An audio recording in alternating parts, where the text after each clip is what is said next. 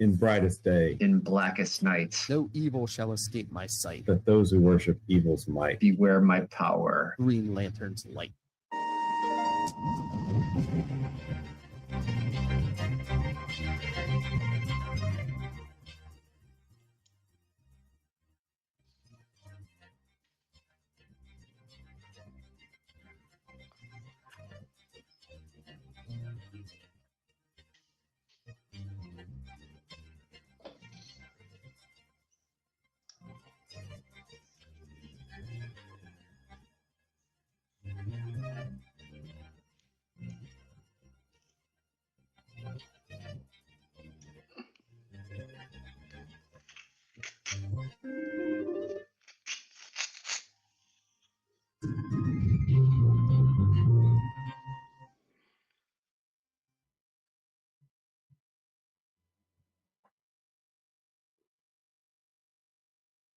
Hello and welcome back to another episode of the Capes and Lunatics. I am Phil, and once again, it is time for our monthly Green Lantern episode. So, yes, joining me is Master of the Quarter, Mr. Will Allred.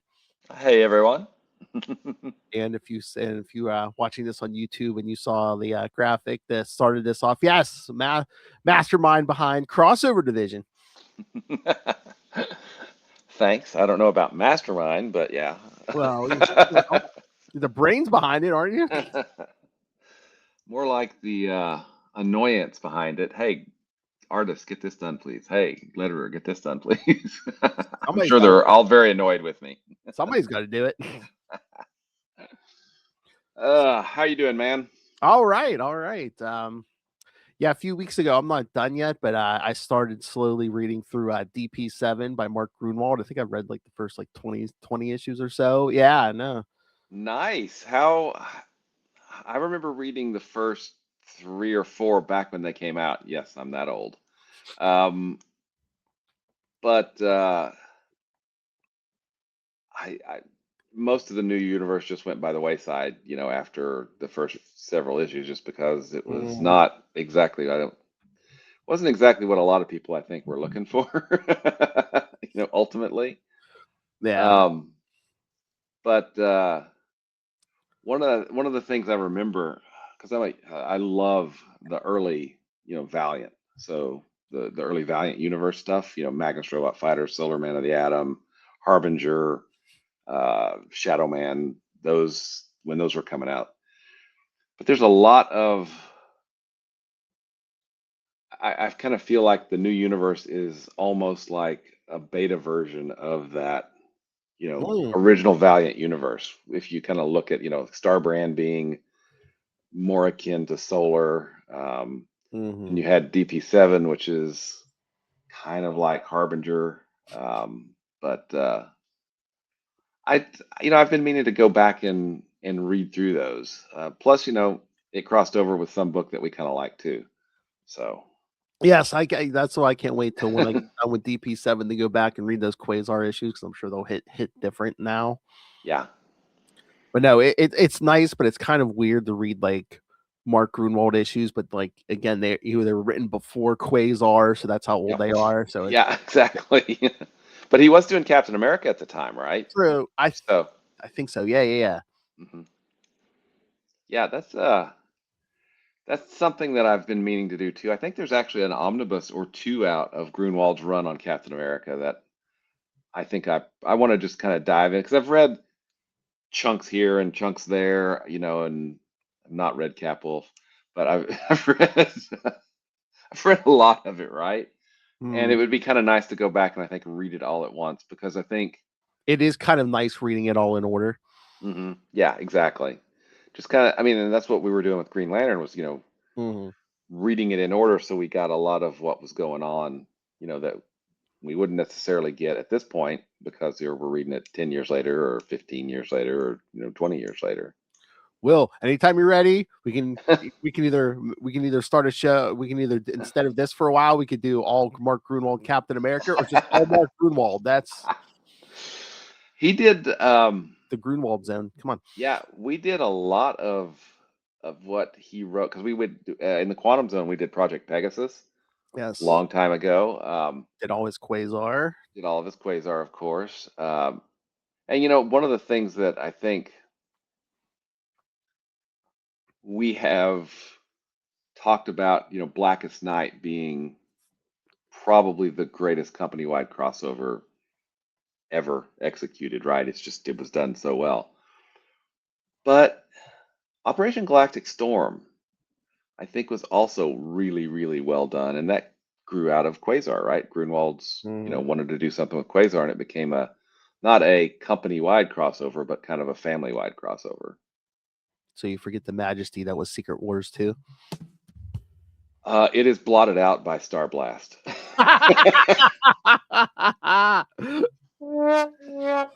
Yes, indeed. But yeah, anytime you want to take a break from this and do do a show all about Grunwald, I'm down. All right, man. We'll keep that in mind. Think about that. Like 10 years of a Cap run, DP7, 32 issues of DP7, some Squadron Supreme. Come on. When did his Cap run end? Was that 94, Oh, was that 95? I think there was not. I think it was 95. Here, let me look this up. But I remember because right after he left, that's when Mark Wade's first run, like right before Heroes Reborn. So, but I guess what I was getting is Grunwald really didn't live much longer after Captain America or after Quasar. Quasar was canceled, I think, before Captain America. Yeah. Oh, did you ever read the Jason Olsen's book about the Cap that I know you're talking about reading about that one? Have you read it? I've read most of it. Okay. So I think he does mention, because it is ironic, because of course again he didn't, but it's like, Grunwald's last issue is basically Cap, like some quote unquote dying, and the cover date for Mark Grunwald's last issue of Cap was it's Captain America 443 from September 1995. So yeah, he died in early 96, I believe, right? I think so. Yeah. Wow. And to have such a long run, a defining run. Oh yeah. Is just incredible. He did, because it was over 120 issues, because Cap would go bi-weekly during the summers multiple times over the years. What was his first issue? What, like was it 307 or 308? And he went to 443. So yeah, it's pretty darn amazing. But yeah, I have been reading that book by Jason Olsen, and it's really interesting.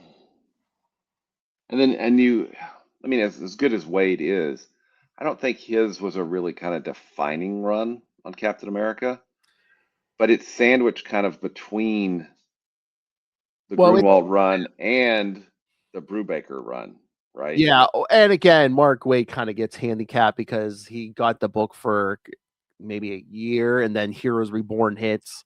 Yeah, he loses a year there. Then they bring him back to do another run. Yeah, exactly. So it kind of got interrupted with, I think Ron Garney was the artist with him on that, if I remember right. Yeah. And then after him, there was another series. I know Dan Jurgens comes in somewhere. Was it after Mark Waid or immediately after Mark Waid? I can't remember, but I know Dan Jurgens comes in at some point. And wasn't there one with John Cassidy doing the art? That was around 9/11. So yeah, okay. Yeah. And then after that is when I think Brubaker took over. They relaunched Cap, right? I think so. Yeah. Oh yeah, they did. They did relaunch with Brubaker. Yeah. He actually had a really long run on Cap as well. I don't know if it got close to Grunwald's, maybe. Maybe I was gonna say, has anyone touched? I mean, I don't know. I'll have to look that up. That's yeah, something to check out. I don't know, William. We might just have to do a Captain America podcast, Lots of interesting stuff to chat about, right? or just do something random every month. I don't know. 'Cause this- any of Oh, these this is kind of random, isn't it? Mhm. Oh, remind me. Remember, I said, we cover some of that Red Lantern and Supergirl next month. Uh-huh. We might want to do that in like maybe 3 months because there's like all together, it's like 16, 17 issues. Oh wow, yeah, I saw that. Yeah, we should probably break that up then. That'd be a good Yeah, idea. yeah. I mean, at least 2 months, if not three. Yeah, Yeah, yes. 3 is probably better because then it's not. We can be a little more focused if it's not 100 issues. So then that will be our Right. summer, June, July, August. There we go. Perfect. Yeah, because when does the movie come out? End of June? June, I believe. Yes. Yeah. Okay. And I think you messaged me. It looks like August for Lanterns, right? Yes. Yes. Yeah, here, let me pull up the exact date. But yes, Lanterns is in. Because that's what I was going to say. That, and I mean, unless we squeeze in an extra episode, I mean, that August episode, it'll be the last part of the Red Lantern Supergirl, and we can Mhm. maybe the beginning of Lanterns, at least the first episode, maybe August 16th. August 16th. All Is the right, premiere. awesome. Yes. They released a new image of the lantern with somebody charging on it, I think, right? I don't know if I saw that. I think that was released I think Gunn maybe released that. Uh, but there was green, we were complaining that there was no green. So I was gonna say yesterday was, as we were recording this, yesterday was free comic book day. You probably didn't get out to a store or anything, did you? no, I wasn't able to. I was out working on some stuff, unfortunately. But I've heard went pretty well for a lot of places. Sounds like it. And like I was gonna say, really nothing on the Lantern front because I think pretty much DC's stuff was like reprints, since there wasn't like any pretty much new material. So Gotcha. there was there was like 2 different issues. I did pick up like the one which is like reprinted the first couple pages of some of their new books like Firestorm and Batwoman and Deathstroke. But the other one was there was a Green Lantern appearance. John Stewart did appear with the Justice League in the Justice League Sonic the Hedgehog crossover. I've heard about that. Is that good? I mean, that's the first time I read it, that free comic book day, and it seemed like it was like the first issue of something, because I don't know if they're doing like a second mini series of that. But I mean, it's cute. Again, if you want to get your kids in, like your young kids into it, that's like the way to go. I'd say the way to go. Wasn't there kind of a crossover in the Spider-Man Superman? Like the Hulk's rage was making everybody rage out on the planet. It was causing. Yeah. Because Lilith and I were talking about that last night. Yes, there is one panel where like DC and the Marvel heroes are together. Like again, you got like Stargirl talking to Captain America and stuff. But how Jordan's hitting on She-Hulk. Oh, that sounds about right. Yeah. Yes. One panel. Yes. Yeah, that tracks. That tracks.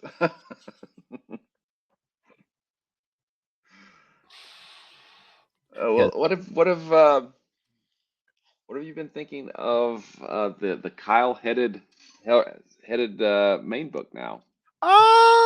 Trying. Let me flip through this, refresh my memory. It's been a little bit, but I mean, it's good. I just, from what I'm thinking here, it's I don't know.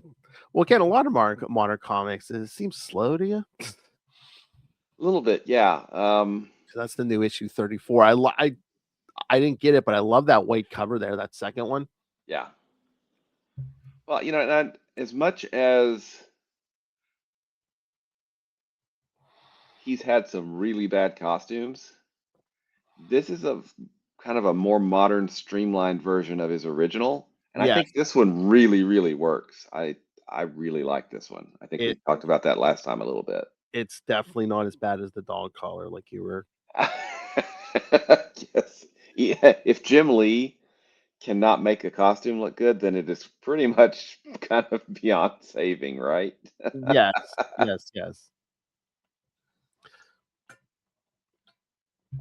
But no, and I kind of like that.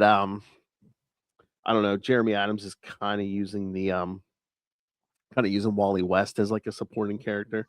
Yeah, which is interesting because Wally is he's still the lead over in the Flash book, right? Yes, yes, Okay. yes. What I mean, I guess the thought is, if anyone's quick enough to be, here and there, it's the Flash. Yeah, exactly. He can kind of literally be two places at once. Mm. Yeah, I mean, did we have a different artist this time? Who Higuera and Montas? Or were they I think they may have been. okay? I don't know. Because we got multiple artists the last issue because it was the giant size one. Yeah, that's true. That might be confusing me. And Zermanico typically does or has been doing the art, right? I think he does the Hal Jordan backups. Is that right? Maybe. But no, you know what I did like about this issue, like the beginning, the battle with what the alien call himself, Gridlock or something. Yeah. It kind of reminded me of like, Cal's first full issue back all the way back in Green Lantern 51 when he fought that guy in the robot suit and stuff, Yep. basically in the streets of LA, which is what's happening here. And that's kind of interesting because Kyle really wasn't in LA that long. Hmm. He moved to New York pretty quickly after After Alex died. the fridge, yeah. Mhm. So, and then he was there or out in space from pretty much then on, right? Yeah, because he was only really in LA for like the first 5 issues and then 0 hour hits. Then he's kind of Mhm. lost in space. Yeah, the minute he gets back, he pretty much moves to New York. Has that unofficial crossover with Wong and sees Doctor Strange's house. Yes. That's why I was like, that's the only thing I didn't like about going back to LA. I'm like, man, if we were in New York, we'd get like Radu back and Yeah, exactly. the guy who knew he was Green Lantern probably would have, if that apartment wasn't rented, probably would have given him his old apartment back. Exactly.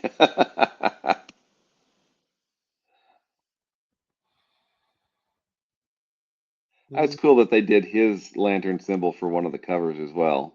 Yes. Mhm. Mm. What, that bottom right? No, I just threw that on there. Oh, okay. Yeah, Sorry. sorry, that's not an official cover. Okay.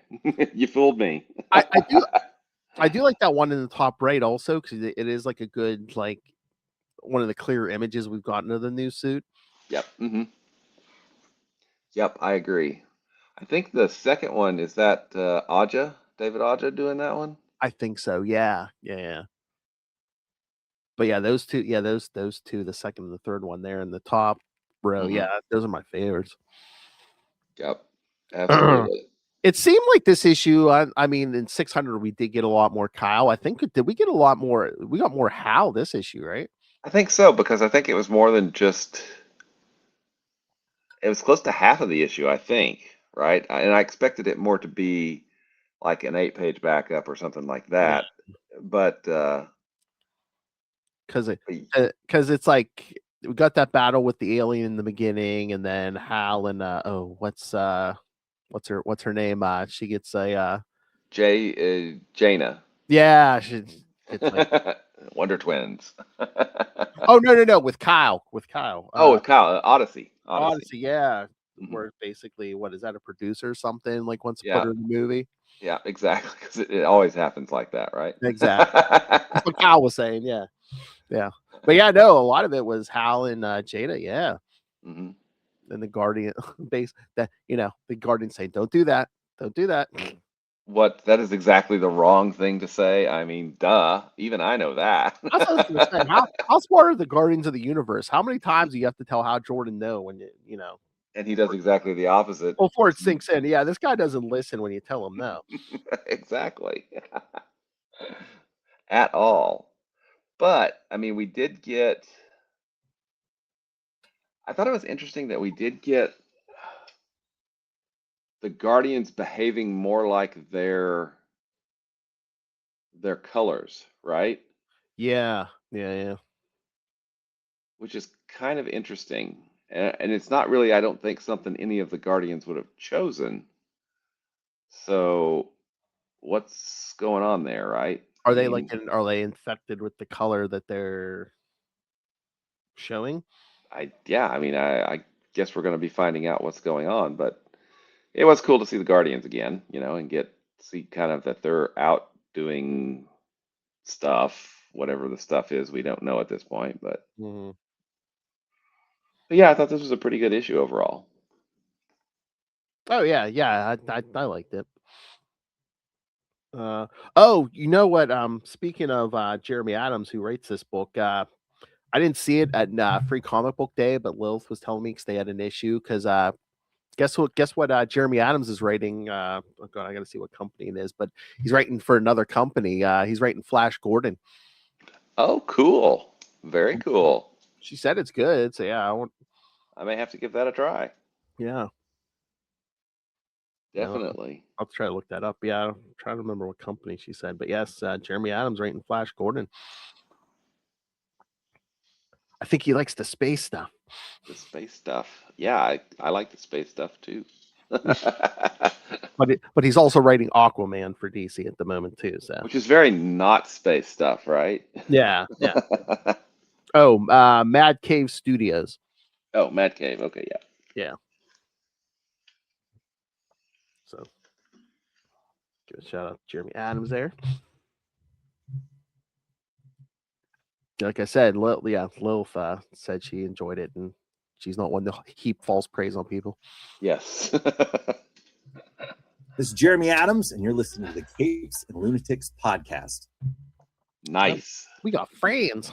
Oh, I know you're always busy with a ton of stuff, but coming up here in oh God, what is it, like 2 weeks or something? We're gonna talk some Spider Girl with Tom DeFalco, Ron Friends, and Pat Olive. So Oh wow, cool. I Very was like, I cool. don't think we've ever had 3 creators on at one time. I've done 2, not 3.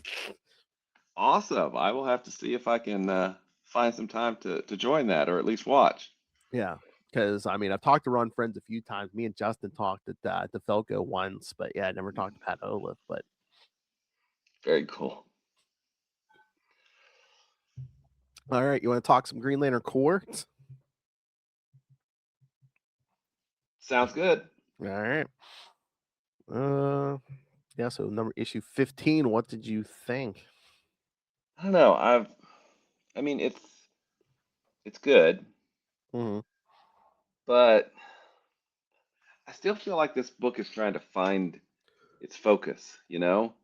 Um, And are we trying kind of almost like, or is the mission statement almost, at least for the writer, hey, let's set John Stewart kind of back to factory settings because we kind of like phasing out AI mom in the ring and yeah, that's I don't know, and that's I think a big part of the problem because John's keeps kind of shifting, right? Because and that's not just to yeah, be fair, that's not just a criticism of this book, it's a criticism of everything post-war journal, right? yeah. Because he's supposedly an ascended being, but he's And, still wearing a ring, I mean, right? every episode we beat this point home, but it's like, yeah, they always do something with John. They ascend him, they do whatever, and then the next writer comes in and says, "No, I'm just gonna make him a regular Green Lantern like everyone else." Reset, yeah. Yeah, Now, and I'm still, and they've been doing it since at least Mosaic. oh yeah, and I'm still a little confused because they talk about they're on New Korrigar, which is not the Korrigar that Kat Matui's from because she's from a Zan. She's from Korrigar. Korrigar in the hyper time / lost sectors, whatever. So this new planet would look nothing like the old planet, and yet I don't know. It's a little needlessly confusing. I think who Yeah. is she? What is she? What is she to John? What is John to her?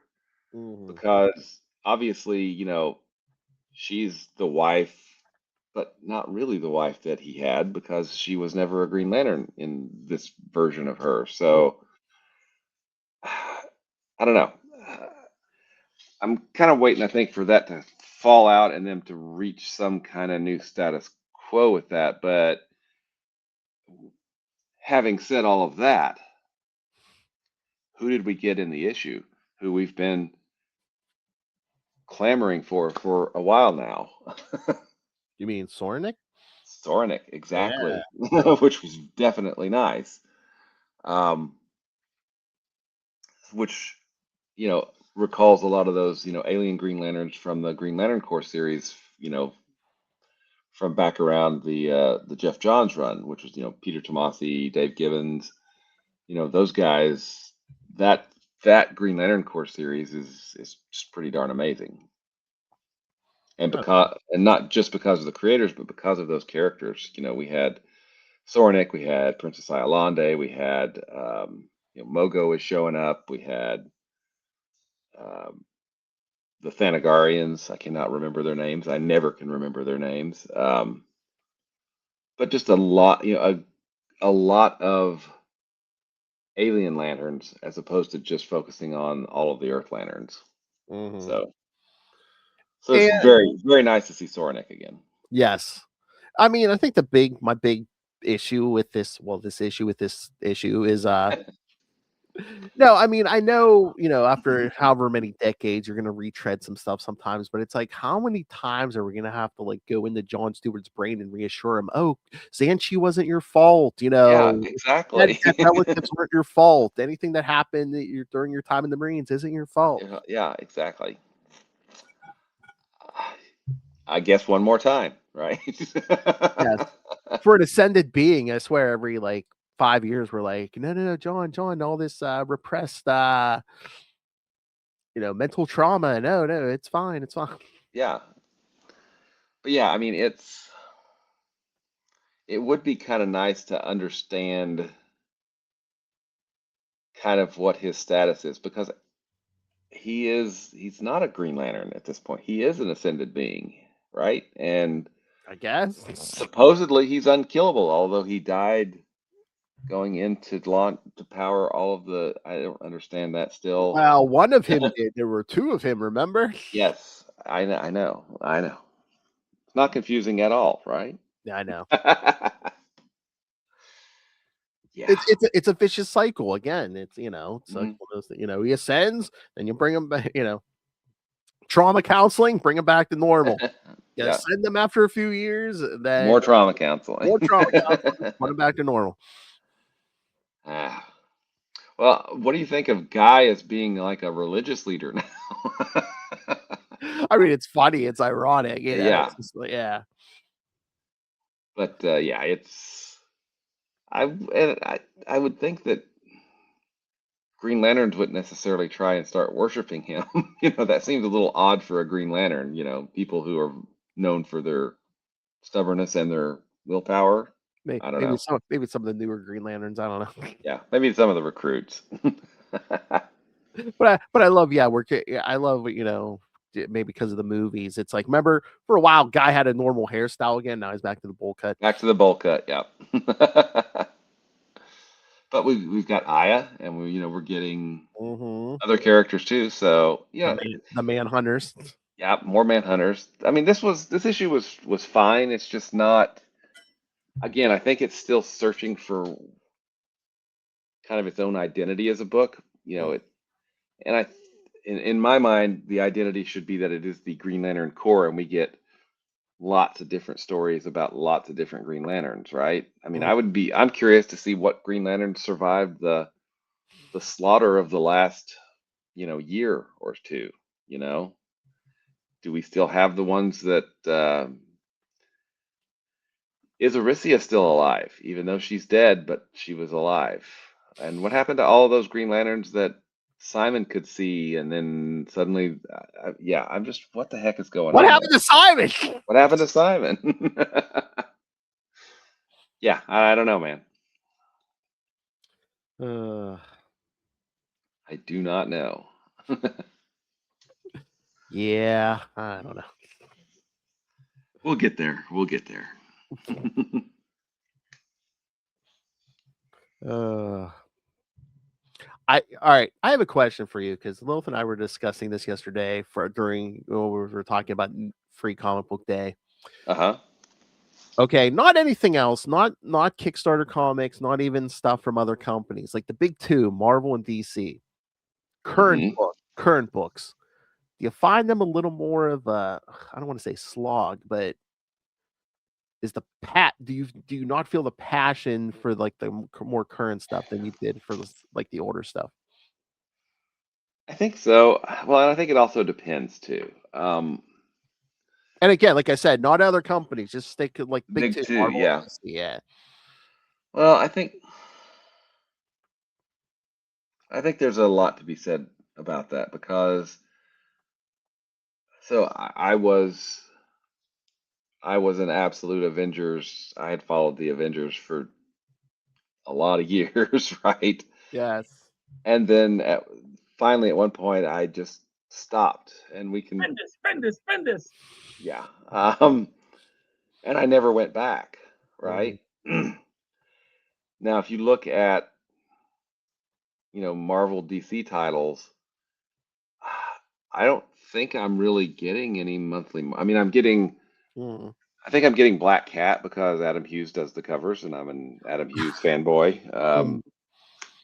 Yes, I'm definitely an Adam Hughes fanboy. I mean, current Black Cat, G. Willow Wilson. I mean, she's she's writing that, and she's writing Poison Ivy. She got Poison Ivy. Oh, God, what is Poison Ivy on? It's like issue 30 or 40 some already. It's oh like, wow, that's pretty yeah, awesome. yeah. From the DC side, I mean, Green Lantern's about it, but I don't feel like this is at the level of like the early Jeff Johns stuff, which is, I mean, once a generation type run on a book, right? So that's up there. I will say that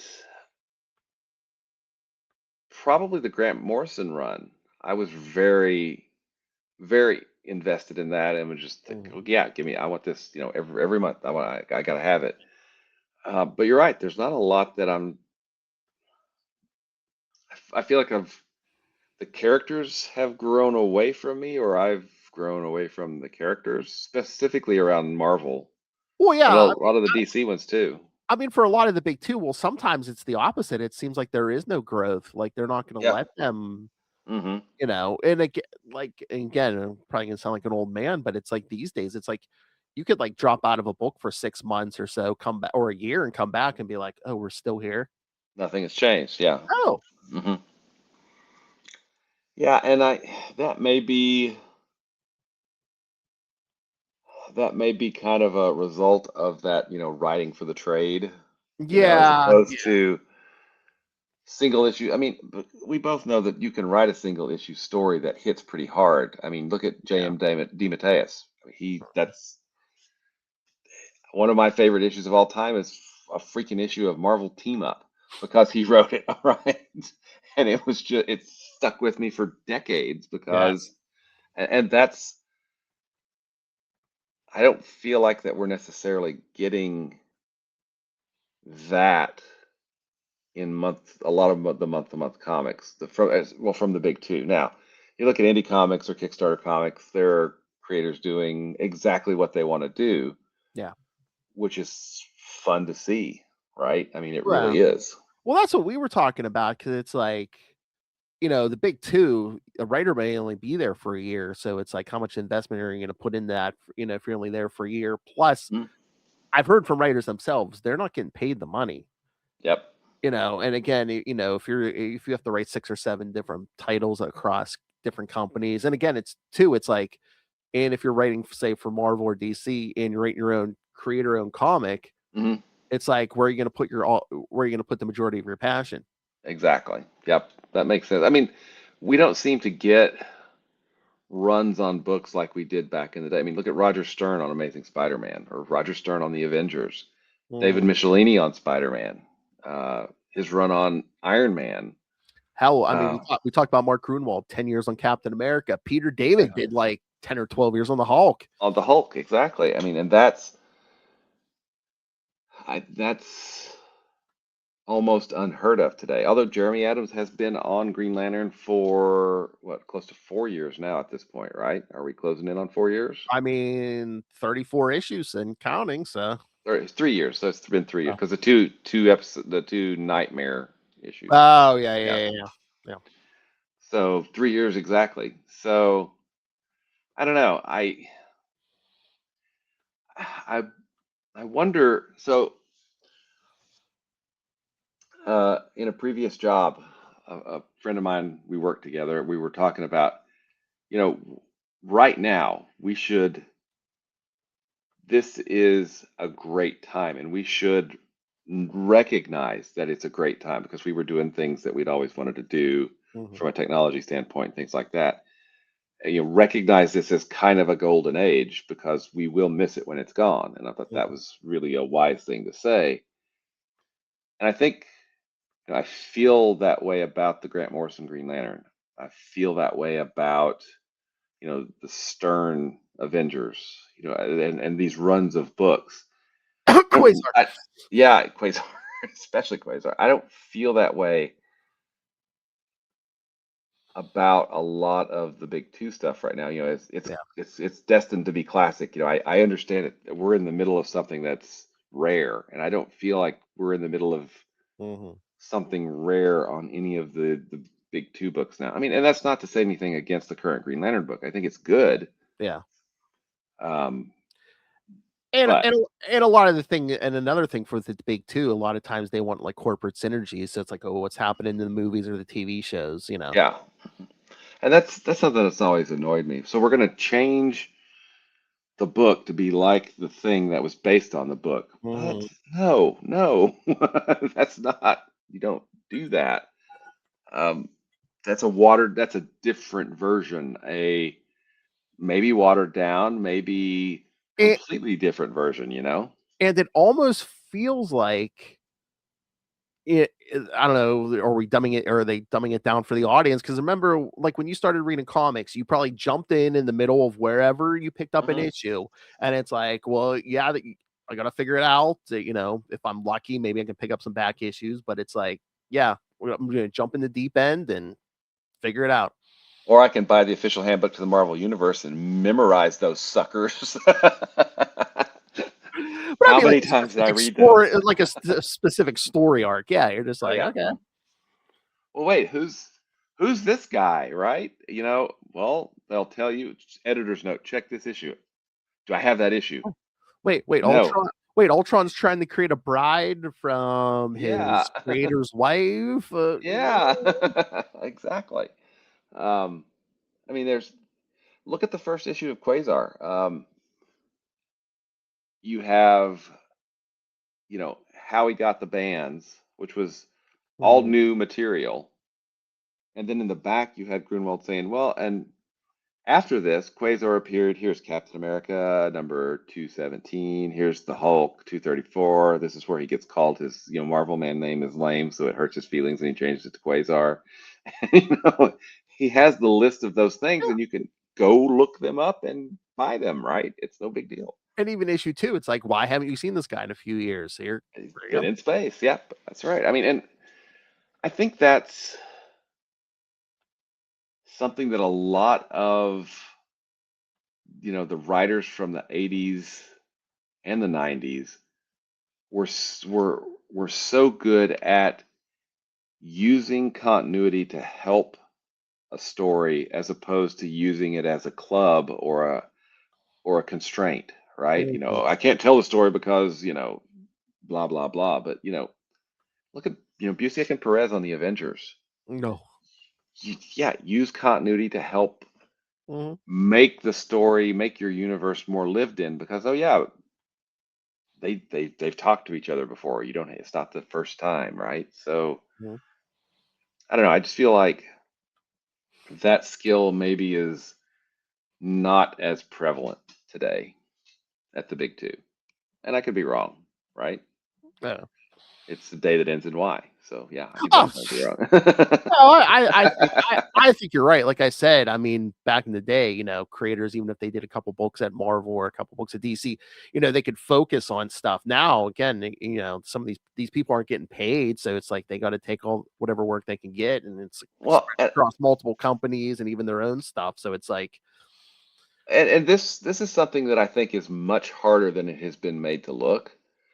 But giving you a complete narrative package, a beginning, middle, and end of a story in a single issue that still moves plot lines along from the previous issue to the next issue, mhm, that is a lot harder than it looks. And I mean, look at Chris Claremont, on the X-Men. That's something, and plots would come back up from years before because he had been on the book for so long.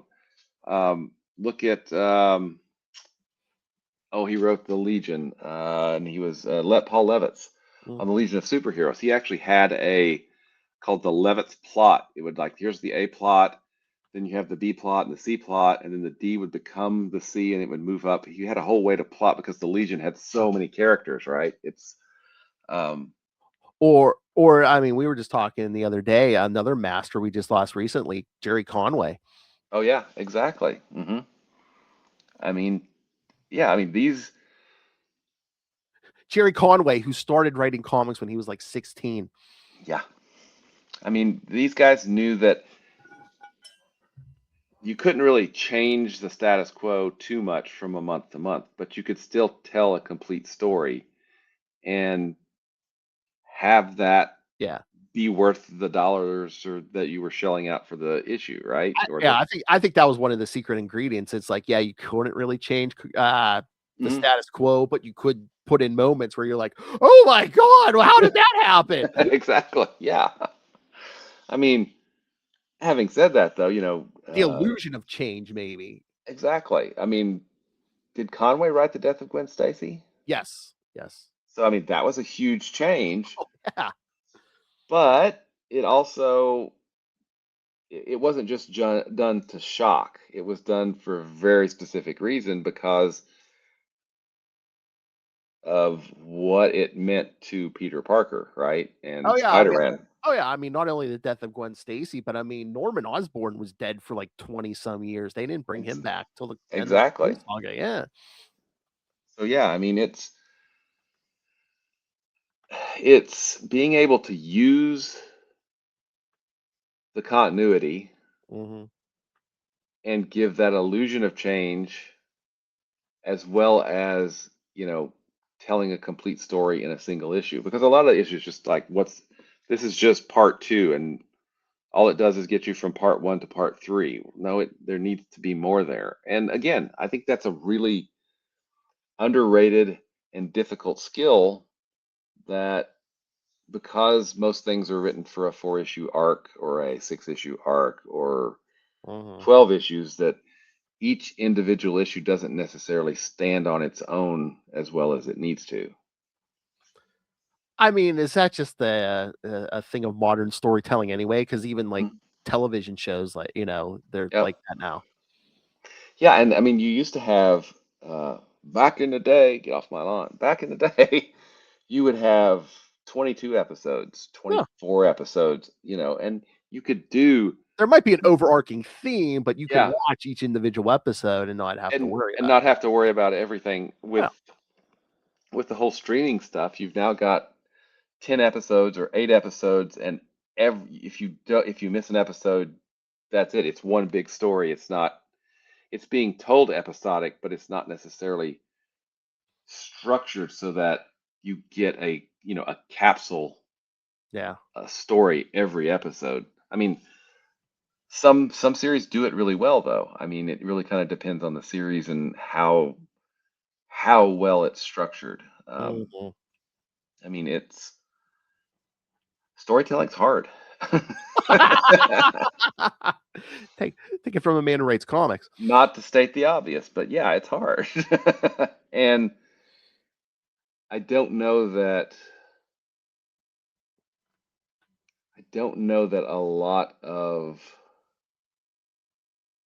effort is necessarily expended to make sure that this part 3 or part 7 or whatever it is standalone and can be enjoyed on its own, Mm-hmm. and also as part of that larger whole, because that is really difficult.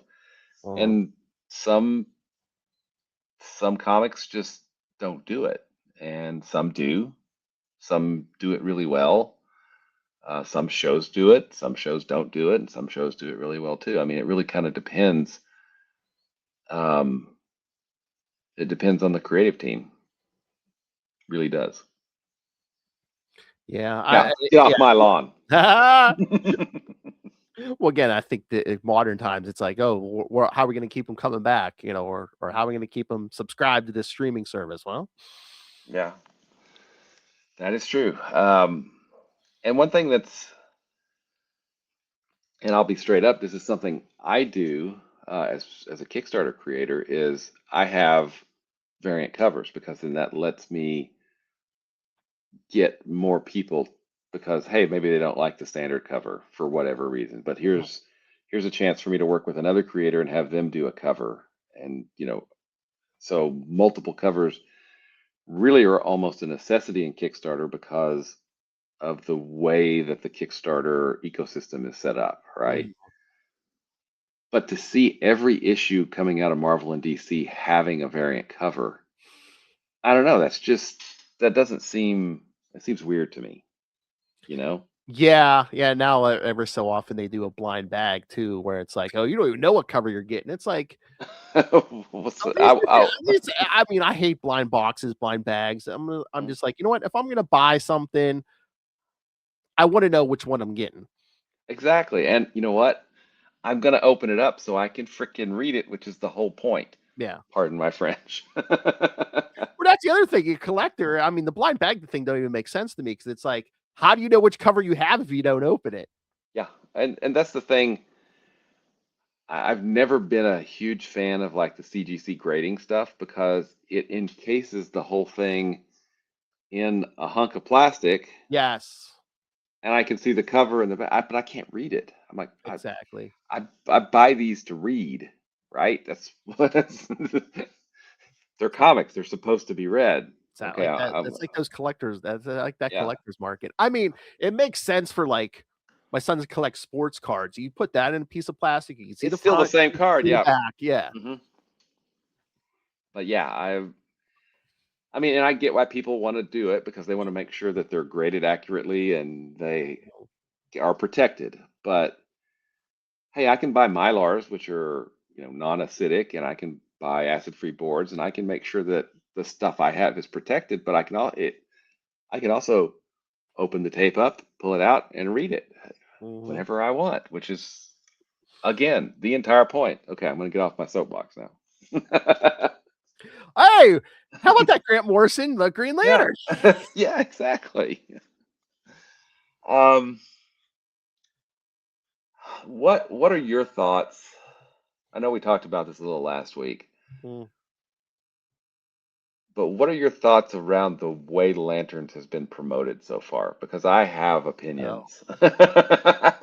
I mean, unless I'm not paying attention, I haven't even seen a lot of promotion for it. Again, unless we're just waiting till we get closer to the date, especially after the Supergirl movie, maybe. I don't know. Yeah, it seems to me that they're almost, and I hope this is not the case. I mean, I really do. But that first teaser trailer, it seems like they're almost embarrassed. They're trying to show we're not going to show you the Green Lantern stuff. We're going to show you this is a gritty, true detective type take. But I'm like, okay, but it's Green Lantern. Yeah, or unless we got a big flashy trailer and they're waiting, like, say, to put it in front of the Supergirl movie or something. That's possible too. I mean, but the teaser trailer did nothing to make me want to see this. I mean, Yeah. I still want to watch it, but it did not make me want to see it even more. In fact, it actually had the I mean, I'm still going to watch it because I want to watch it, but it's like Mhm. this kind of disincentivized me to want to actually watch this. Kind of not what I was hoping they'd be doing, but whatever, right? Yes. So is that kind of what you're thinking too? Yeah, again, it just seems weird. Well, I thought I'm like, are we waiting to get closer to these movies? Because, like, I swear, unless I'm not seeing it, I haven't seen a ton of Supergirl promotion or, stuff for Lanterns. Even Spider-Man, I'm just like, I see people talking about it online, but I haven't seen like a ton of I haven't seen except for that one trailer, I haven't seen a lot of promotion for that, or we're waiting till we're getting closer. Yeah, I think part of it is, if you look at, a Marvel movie used to be an event, Mm-hmm. and it's not really an event anymore. Mm-hmm. It's just another movie, right? Yeah. Um, Well, and two, for the longest time, it was like at first weekend in May was always Free Comic Book Day, and they knew there was going to be a Marvel movie out. yep. Now, and then DC now, Superman movie was kind of an event, right? Mhm. Supergirl, maybe, because I think that they're really trying to build something bigger than just, a DC, Mhm. the latest DC movie. But I really don't feel like they've shown Lanterns the love at this point. Mhm. And I still have, I hope they're not expectations, but what's going to happen to, a character that I kind of like by the end of Lanterns? Oh yeah, because he's already an old man. Yeah, man. Yeah. Die for somehow, Jordan. He's not old. 50 is not old. Oh, is that okay? I didn't know how old they made him. Okay. No, I know 50's not old. I'm approaching. No. But yeah, I mean, and I get that they want John to be the Lantern for the Justice League, but it's still in my, in my secret heart, that I write in my diary. I really want a Blackest Night spectacle, with that, that is because that is from Rebirth to Blackest Night is the greatest that Green Lantern has ever been, Mhm. right? Now, I hope it can be better in the future, and I'm not saying that it can't be. I'm Yeah. just saying at this moment in Oh, yeah. time, that is the greatest that Green Lantern has ever been. And seeing that adapted, Yes. I think would be really cool. It would be, something akin to, hey, do you remember watching the originals? Hey, there's 3 Blackest Nights movies. Do you remember where you were when those came out? Like Exactly. Star Wars or yeah, or Indiana Jones. We're just gonna build Something up that. that's We got to build up the franchise before we get there. yep, exactly. But yeah, I don't know. I hope we get a lot more push and a lot more love shown to it, and Mhm. I still hopeful that it's going to be better than I hope. you know, Mhm. there's lots of Blue Lantern energy coming off right now, right? There's lots of hope here. Yes. Keep hope alive. Exactly. All right. Do we want to talk the last couple issues of the Green Lantern season 1, Sure, why not? or what were your thoughts on? I again, I think Grant Morrison did an amazing job. I thought it was cool the way they brought in, some of these old goofy things from pre hard traveling heroes, Silver Age Green Lantern stuff, that are kind of insane. Um, the That was, where does Hal Jordan vacation? That was kind of cool. um, the two-parter at the end with okay, wait, it was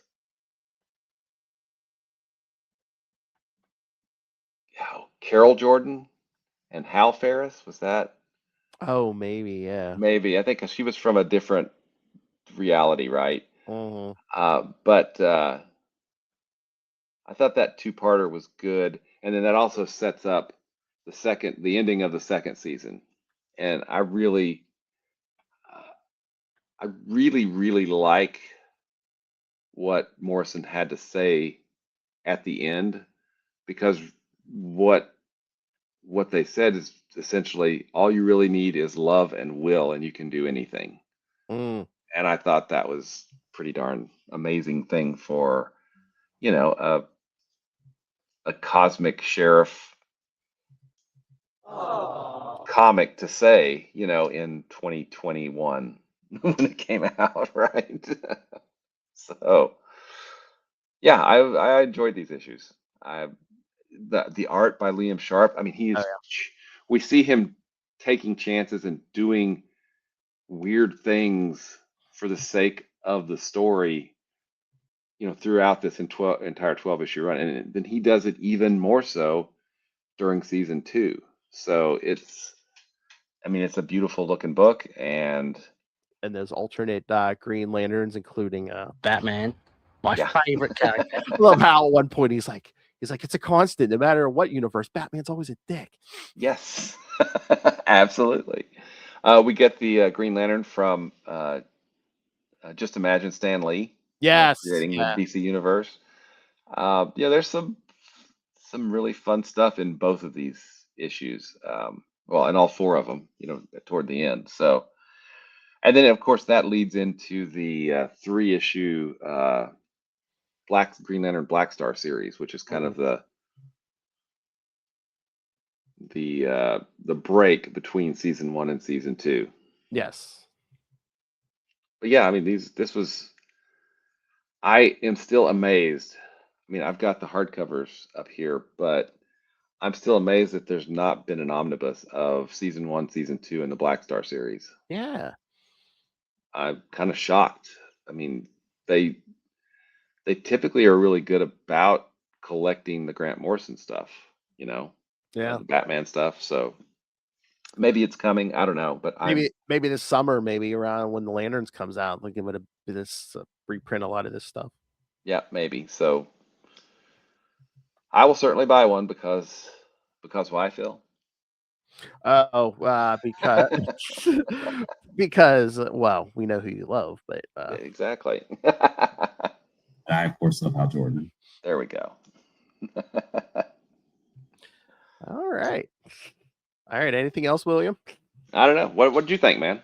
I mean, I liked it. Again, I liked it. I liked this the first time I read it. I like it now going through.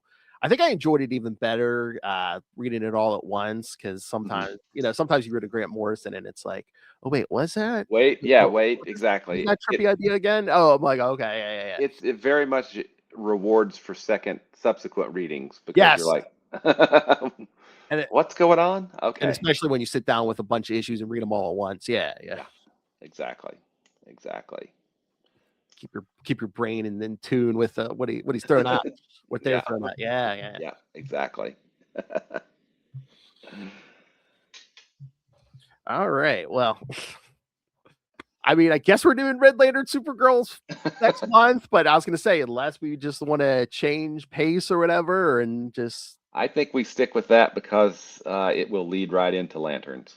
Okay. All right.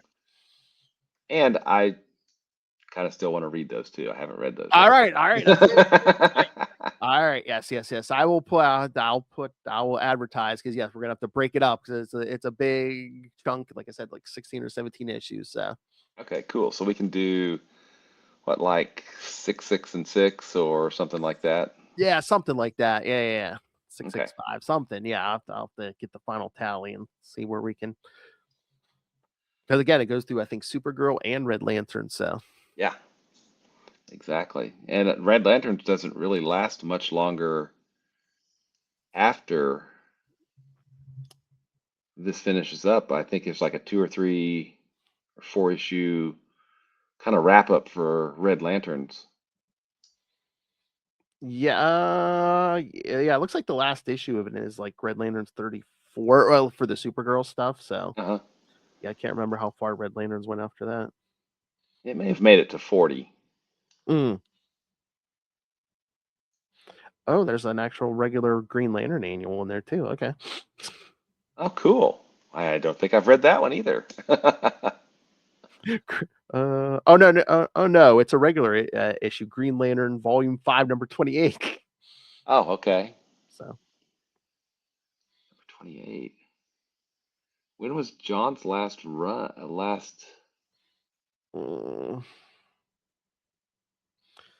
let me see. I thought his was like 24 or 25, wasn't it?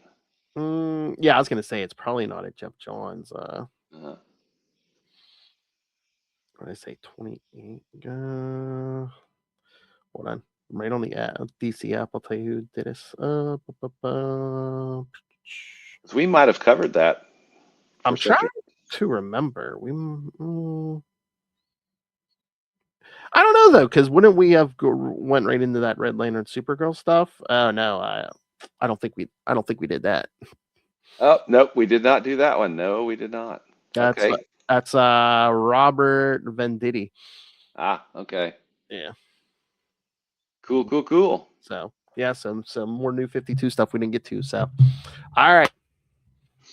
So yes, like I said, keep an eye on social media. I'll tell you exactly what issues we're going to cover next month. So yes, but you can also send your thoughts in. All right, email us CapesandLunatics@gmail.com or call the voicemail 614-382-2737. That's 614-38-CAPES.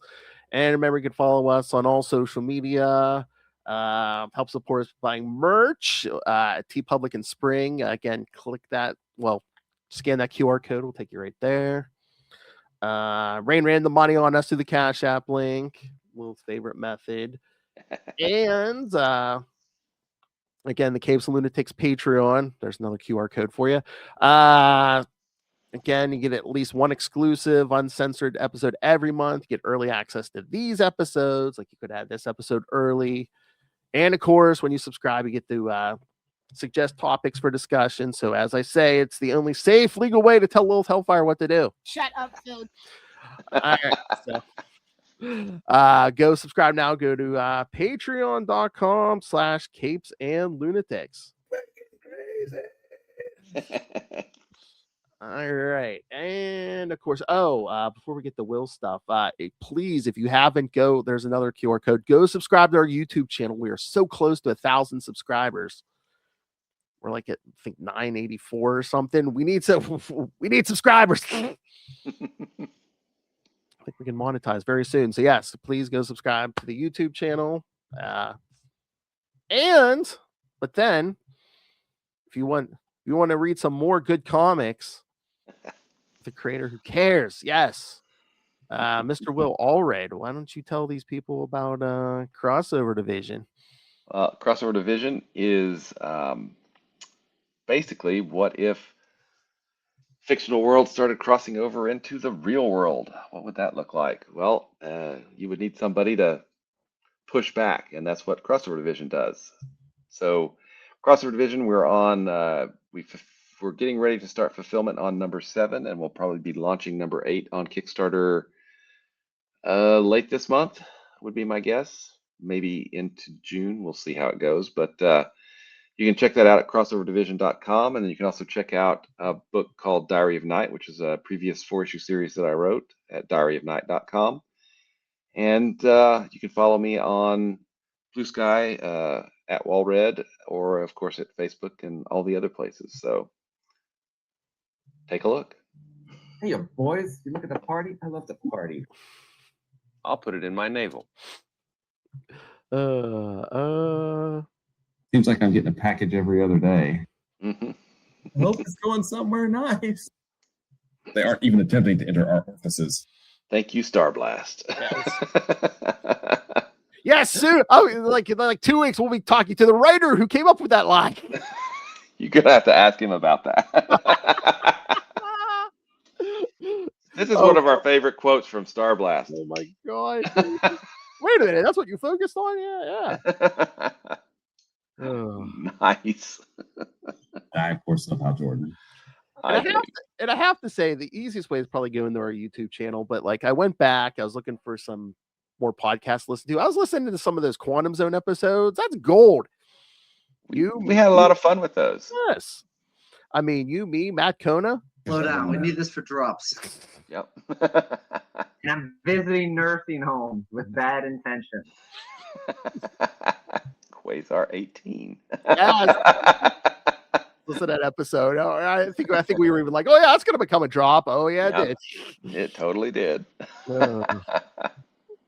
But yes, again, if you love the Mark Grunwald stuff, yeah, check out the Quantum Zone. Over 150 episodes. Mhm. All right, but yes, we'll be back in a month. Start our first of our 3-part special on Red Lantern Supergirl. Nice. Part 3, we'll talk that and probably cover at least the first episode of Lantern. So Very cool. My fingers are crossed for lanterns. and not because he has arthritis, kids. That's right. Get off my lawn.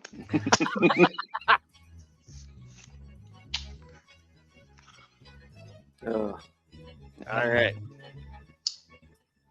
All right, kids, come back next time. And remember, do not worship at the temple of the bowl cut.